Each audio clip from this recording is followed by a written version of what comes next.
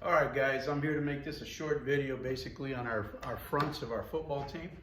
I want to give you a look at what we're going to be looking at. We're going to be using these templates a lot during the season, and I just want you to be aware of them as we go through them. We have different diagrams we can do off and everything else, but today's video is going to be on our box fronts. What are we doing up front? So with that,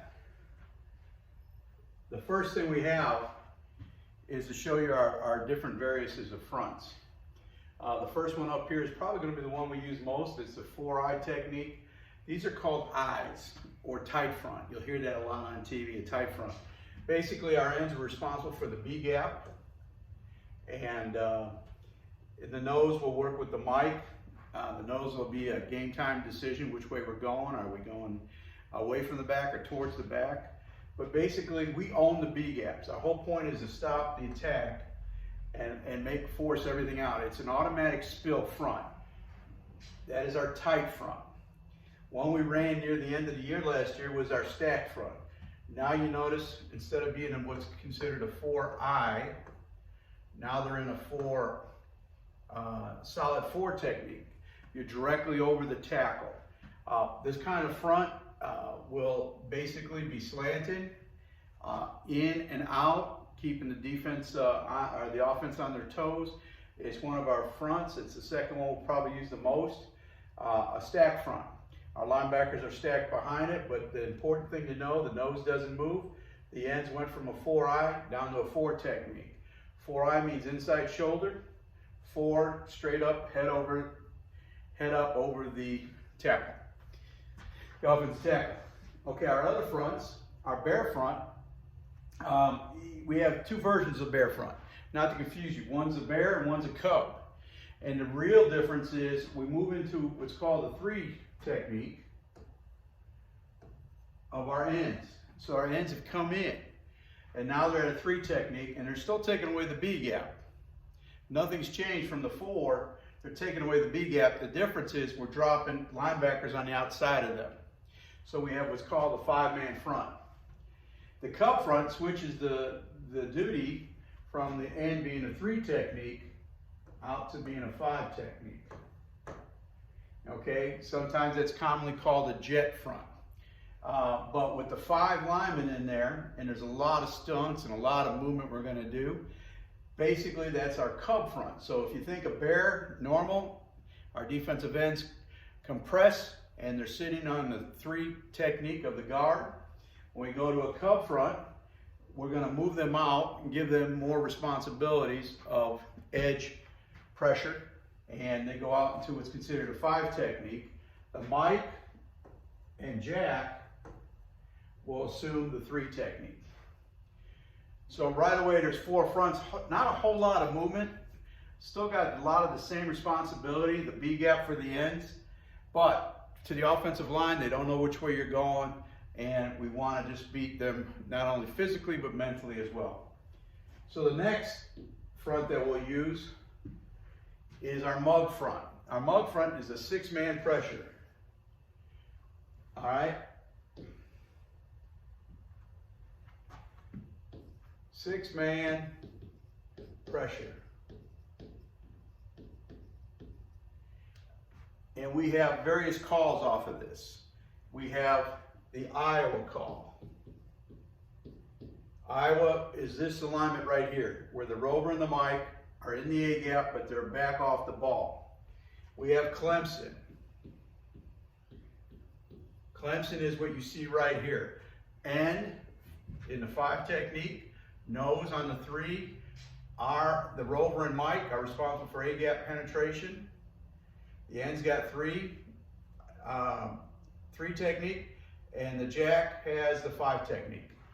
Okay, we do a lot of different things off of it, but this is just the start.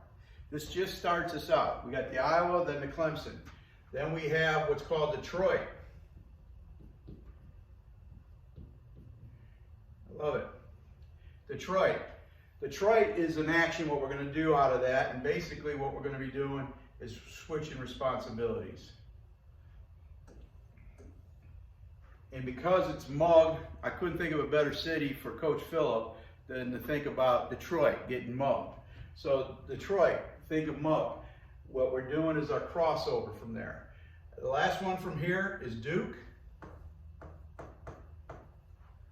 Our Duke is the same 6-man front. Now the responsibilities are a fence, and then whichever way the center turns, one of these guys are going to drop back. Okay, if the center turns to the mic will drop. If the center turns to the rover will drop and be a spy. Whichever one drops becomes a spy. It's a 6-man front. It's mug. Mug is a common thing used. Clemson started using the NCAA level. A lot of the teams use it. Coach Venerable up there. But basically, not always are we going to send 6. Sometimes we're sending 4. Sometimes we're going to call some tags off of this, like rodeo. Rodeo is a tag, and we'll have another section on this. Rodeo sends the ends out. They're looking to cut the first receiver or the second receiver to their side. Whichever the closest receiver is to him, they're cutting across his face. They want to get in his way. They want to disrupt. Okay, so that's our mug front. We want to move in and out of the mug front a lot just to keep teams on their toes. It's very hard for an offensive lineman to know who to block if all of a sudden we got guys dropping out in coverage. The last one is a load front. I'm not showing anything more other than what we do at the line because this is about our front. And what the front is, there'll be some backers over here. But we load the whole offensive line on one, with our defensive line against the offensive line on one side. So this is putting all of our heavy package to one side, and what we're more than likely going to be doing is chasing across. Okay? We're chasing towards them, and it's just another way to show a mug front or a bear front and load it up. But if we call load, we know we're all going to just bump over to one side or the other. All right? And that's all I wanted to get across on this video is our 6 fronts we're using. Again, to recap them, if we go to the beginning, we have the tight front, which is 4 eyes. Okay, your gap is the B gap, and that's what you're responsible for. You're there to penetrate, hopefully force 2 guys, if you're good enough, force 2 offensive linemen to try to handle you. The nose is going to lag one way or the other based on the back, and that is our tight front. So a lot of times we'll have what's called tight 3 high. All right, so I called the front, and I'm telling the safeties, 3 high safeties. The stack front speaks for itself. We stack up. Now we come in with our backers, the Viper, the Mike, and the Jack, and they'll stack off of these 3 linemen. And we want to be multiple, but we want to be efficient at it. If we're not good, we'll throw it out, and we'll stay with the 3 tight front. But our progression is that we should be able to go to stack, because more than likely, most of this time, we're going to be using this with the backs towards the outside. There are some other different ways we're going to do that. We're also going to do a whole video on our blitzes and what we do with Bob, Bib, Buck, and we'll go into that. The bear front is a 5-man front, so we're going from a 3 to a 5-man front. Obviously, we can make this a 4-man front by just calling the mic down. And now we got a 4-man front, so that takes care of that. This is 3 to 4-man. This is our 5-man front, and we broke it down in the bear and the cub.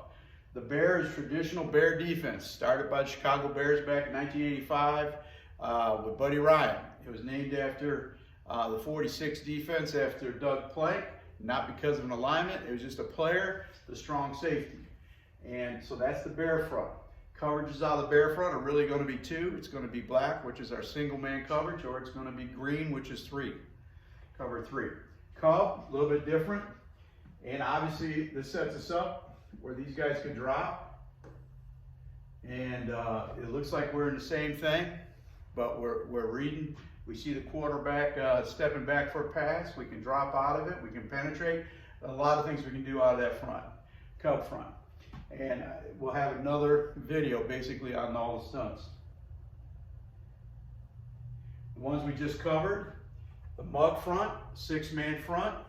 It's a 6-man pressure. The load is a 6-man, but it's with all the line to one side, the defensive line to one side, and backers to the other. So what you would see is something like the jack, and let's say the mic, and even the Viper on the outside, and we got an overload, okay? And we're coming with the backers on one side. So load front, mug front. And that's it for this video. Basically, again, just to show you what our defense looks like by position, we are going to have what's called the field side.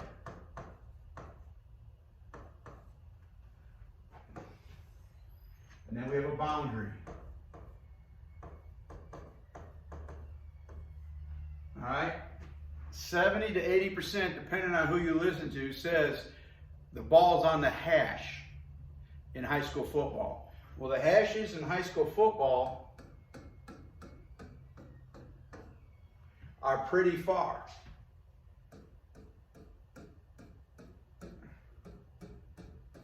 So this one's in the middle of the field. But 70 to 80% of the time, it's not in the middle.